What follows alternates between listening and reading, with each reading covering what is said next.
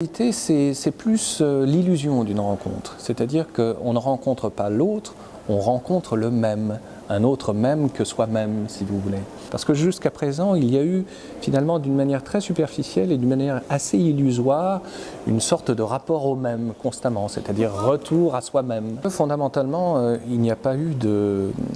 changement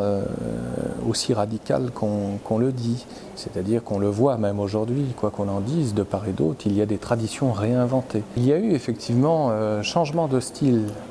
incontestablement. Mais ce que nous enseigne la Chine, je dirais depuis toujours et depuis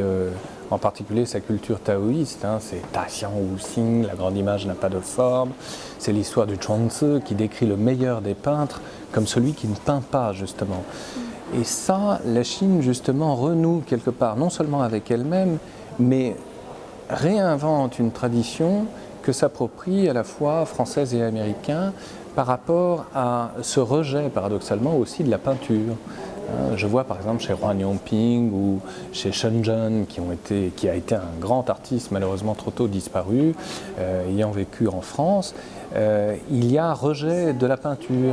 et volonté de renouer à travers cette tradition taoïsante qui est une tradition aniconique comme l'on dit, c'est-à-dire de non-représentation par l'image. Et c'est quelque chose finalement qui touche beaucoup l'attitude et le discours contemporain de nombreux artistes occidentaux au sens large du mot, au moins depuis les années 60. Donc c'est assez intéressant de voir que par ce retour à la Chine, si vous voulez, il y a retour également à une faisabilité artistique qui ne se traduit pas nécessairement par un rendu esthétique tel qu'on le connaît habituellement à travers notamment le médium de la peinture.